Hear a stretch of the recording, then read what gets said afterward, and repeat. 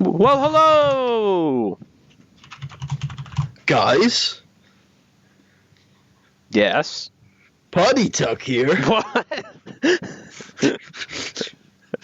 What? Terry just had to wait around for quite some time while I finished up a show in my save. Yeah, welcome to Raw. Yeah. And if you don't want to watch Raw, go and look at my Supreme Challenge No, card don't do on that. Twitter, where I, spoilers, had 2 100s on one show, which was pretty crazy. It's gonna. Tucker, are we live, pal? We are live, pal. We're in Tacoma. All right. The place is Tacoma. So Vince opens up the show. He's back, folks. I swear, my dogs wait till I record to bark. You think this is you think there's a conspiracy? Yeah. Yeah. Anyways, Vince says, I'm back. And Steve, you beat Seth twice in a row. You're still the best. Whatever. Just whatever. You said you wanted to talk title match. Let's talk title match. This dog gets louder the more I just push on. I swear to God. Notice me, senpai. Notice me, senpai. I may have to go beat the shit out of her. I approve. You've triggered Dave, though. Do you realize comments like that are why Dave refuses to watch my end of the series? I don't really care about Dave, to be totally honest. Now the other dog's joined in. Anyways, Vince is like, tonight we're going to sign a document that states to you, Austin, that you can no longer physically assault me. and that, you know, no, you will get your title match. Fine. Just don't hurt me.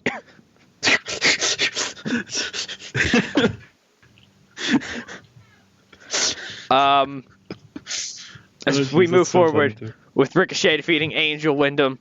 He's an angel! Look at that ghostly figure. It is an angel. I remember him, actually. I think he teamed with Shawn Michaels at some pay-per-view. And wrestled John Cena in my WWE Goes Joshi save. It's really quite fun to see these characters. Indeed. The Ascension, rise! Rise! Pretty much. They're Welcome to the wasteland. They're dead in the water, folks. There's nothing for them. How could 73 be minus? I know. There's something for them, but I don't know if I want to do it and when. They're Connor, Victor, and Braun. I mean Bram. Oh. Bobby Roode's here, folks. No. He's off the chain, Putty. Why would you do this to me? I have come to appease the people. Oh. You know what? Okay, you people are Actually, going to I'm stop. looking forward to this because your appeasement efforts in previous weeks have gone interestingly. I don't know what the hell you're talking about, all right? Because Bobby Roode announces that he will be starting a third brand. EC Braun! And Braun comes down and kills him. Well, I'd say that's quite glorious, my friend. Quite glorious indeed. So backstage, Vince is watching on the monitor as Braun kills him. He's like, very good, very good, very good. He's like, don't like what you're doing to my son-in-law, though. He looks different. Stephanie comes in and says, oh shit, why are you watching Braun murder my husband? He's like, oh, no reason. And she's like, so, Dad, he's here. I just got all of that. He's here. And Vince is like, now? Like, now? She's like, yeah. He's like, oh. Well, shit, I guess I gotta go take care of some business. Son of a bitch. And then we cut to commercials. Vince just mumbles, son of a bitch, as he walks off stage. Feller! Or, I mean, William Wallace! They show a video of Drew McIntyre running around violently fucking the sheep.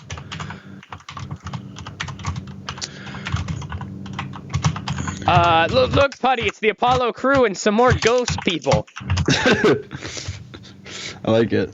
I like the Apollo crew a lot, actually. I know, and Jimmy Uso, now dubbed the Seaweed Monster, hits Brett Flair with a super kick and wins the match.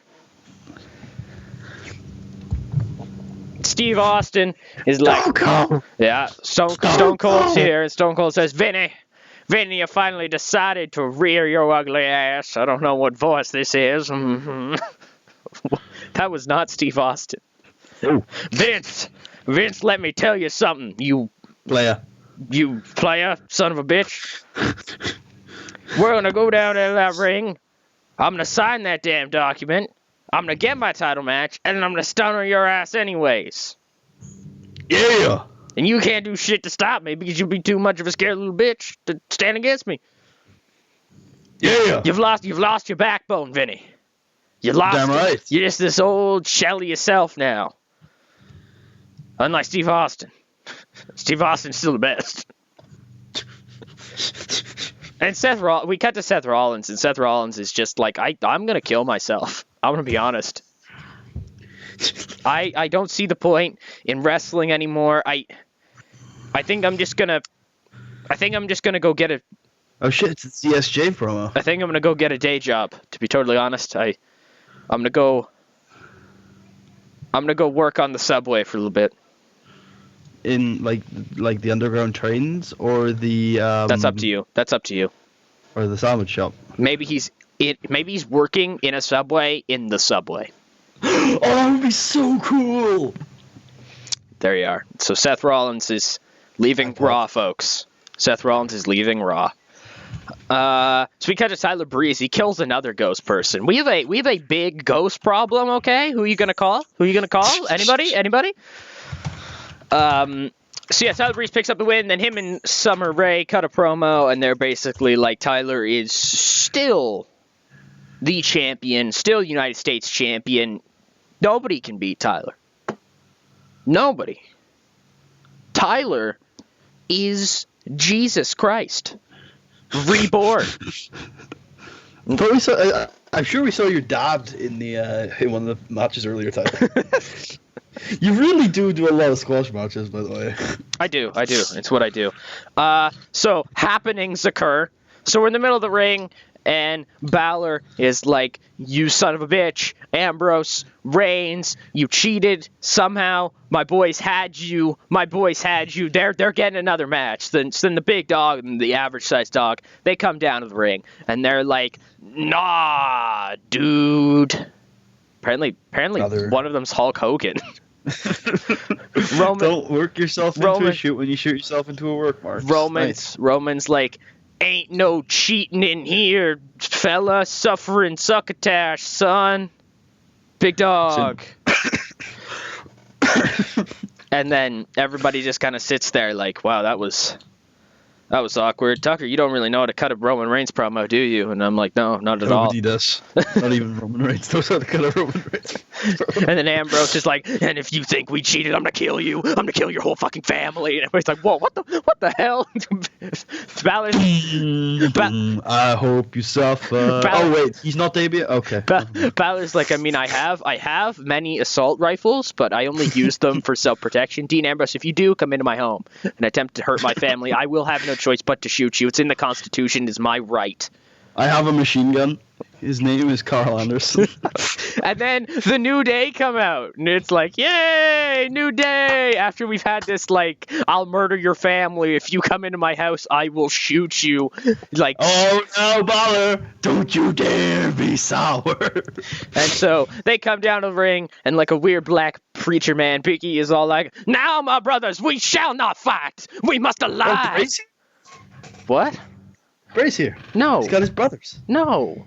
Oh. It's Big E talking to all his friends. So they're not actually family. No, they're not actually family. Big E is like, my brothers. In that case, I feel like your dialect in that situation is very racist. My friends. My co-workers. We must arise to the occasion. We must not fight among ourselves. We must end the Wyatt menace. And everybody's like, they're like 3 dudes. We can probably beat them up.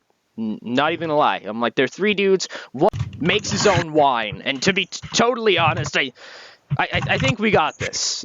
So Big E, Kofi, Xavier, thanks for coming out. And then Big E's like, nah, man, it's the end of days. The new day will come to an end. The old day will come to the end. The current day that is going on right now as we speak will come to the end. It is the end times.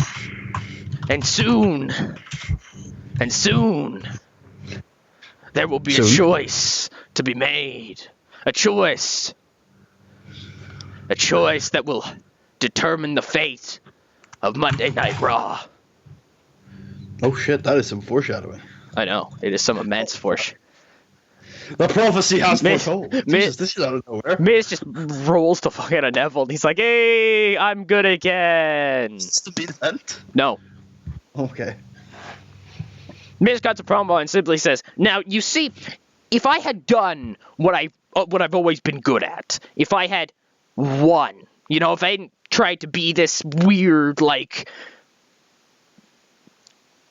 heroic character, I don't know what was wrong with me, to be totally honest. I don't understand what was wrong with me, why I wasn't trying to win at all costs, but, as I've said, it's time for The Miz to become The Miz again. Because when I'm The Miz, I'm The Miz. And I'm awesome. That makes sense. I tried to work the catchphrase in, Putty. You don't have to be so critical. I'm sorry? So the Wyatts, it's with Bray. And Bray's like, man. I see you've decided unity.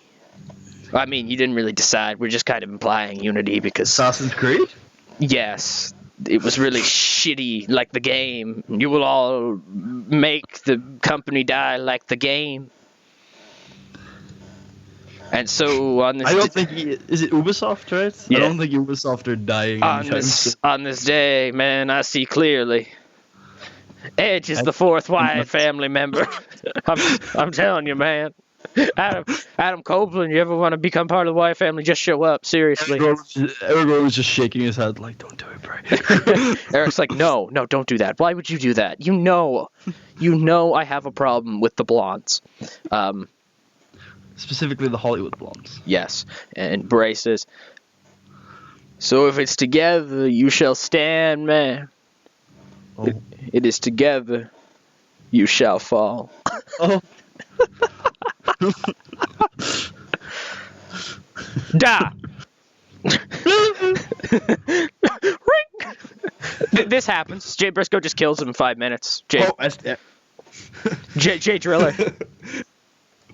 Petite man gets drilled. So Vince is backstage walking around, you know, he's just dealt with whoever he was talking about, and he runs into like just some dude.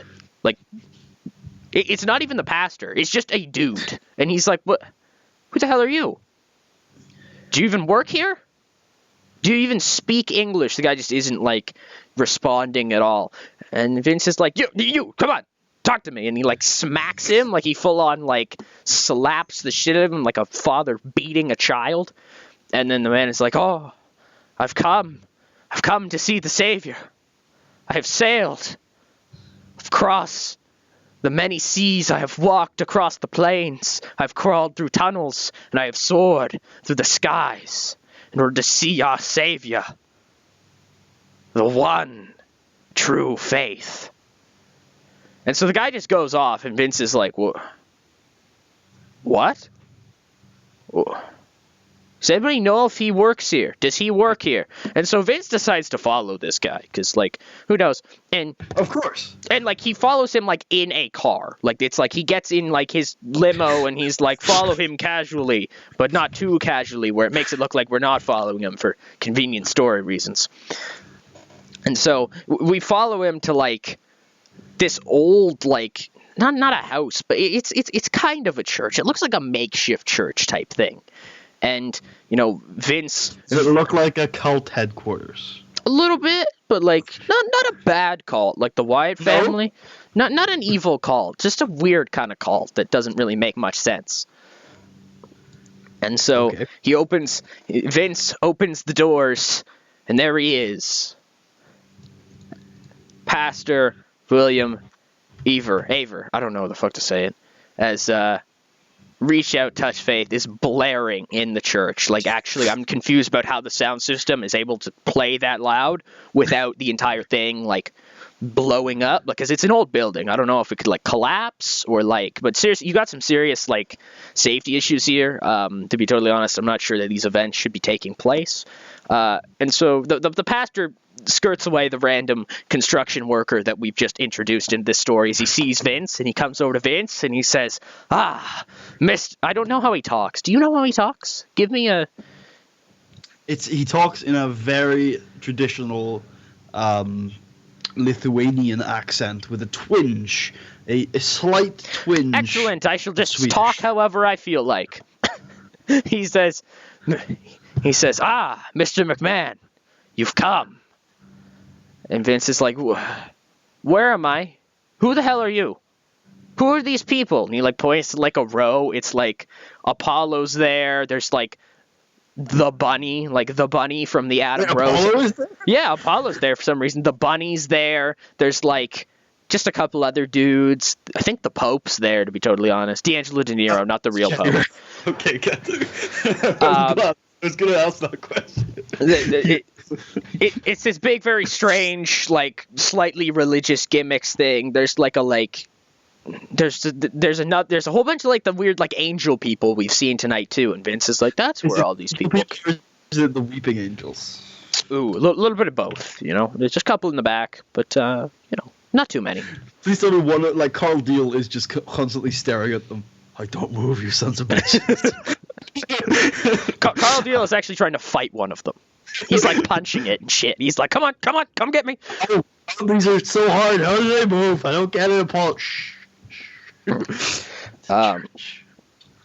And Jimmy Uso is playing in a nearby pond outside in the seaweed. And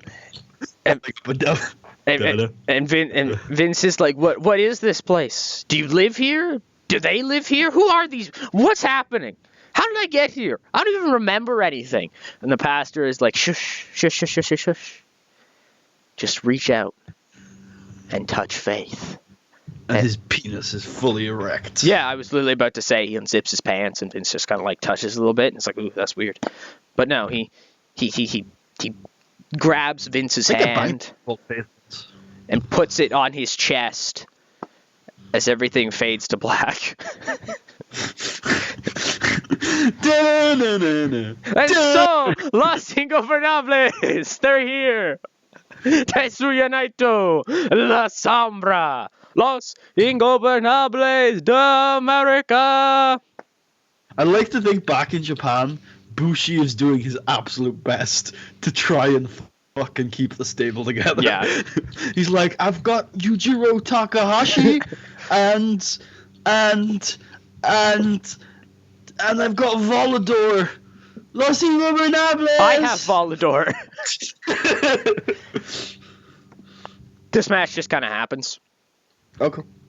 That's Naito's getting better at his gimmick. That's good to see. That's good to see. They're, like, working on it together. They were like, you know, we need to really adapt this thing to the Americas. I like it.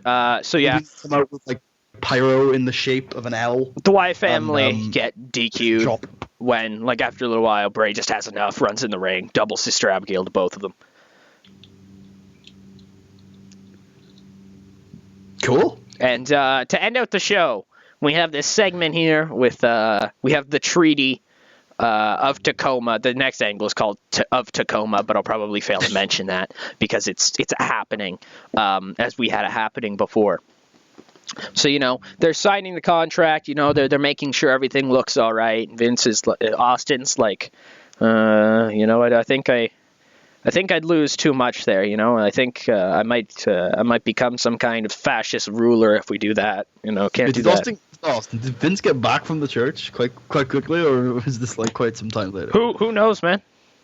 Vince is just here now. Okay, we don't know what happened. Maybe he acquired the power of teleport through his religious He might have.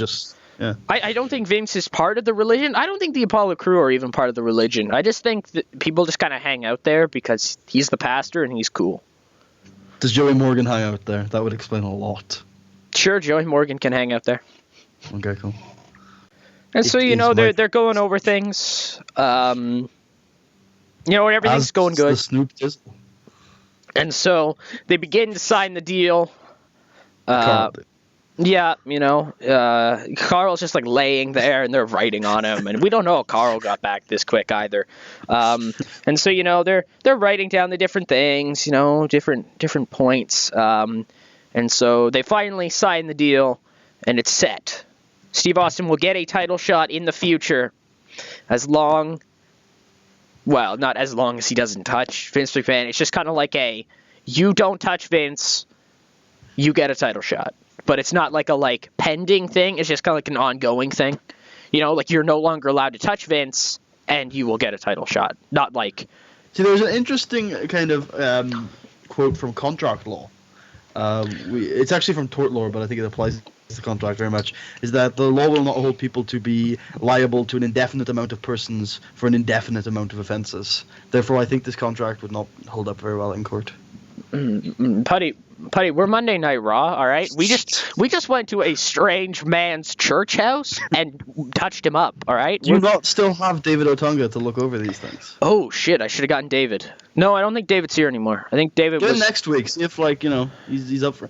We're totally allowed to call back people we sent down. Yeah. Fucking, I'm bringing up a certain somebody for a few Look, I've just had Carl Deal just up here, and he's not even part of the actual show. Oh, Carl could be part of... Carl could be the new Raw lawyer. Maybe that's why you sign it on him. That way he knows. It's tattooed on him. He's like, if you look under my dick, there's my WWE developmental contract from 4 years ago. And so Stone Cold then grabs a beer, cracks it open, and says, Vinny, you gullible son of a bitch, I've got my damn title shot. I'm going to kick your ass anyways. And before he can... Holy shit. Death by elbow, or death blow, whatever the fuck it's called. Who knows? I did not sign off on this. Austin crumples to the floor. You were supposed to send it down to NXT, you bastards! Chris is awesome. He's as hot as he gets. I have been betrayed. I'm the only one who can book him well. I think we can all see that. I'm the only one who can book Chris Hero to his full potential. As we just have Vince McMahon pick up the beer, pick up the 2 beers from Austin, does cheers with Chris Hero as they stand over the body of Stone Cold Steve Austin. Which makes no sense because Chris Hero was the one who not even 3 weeks ago nearly killed Vince. That's Monday Night Raw, folks. Ask questions, folks. Ask fucking La Sombra was used far, far too much on this show. Oh, damn. No. No.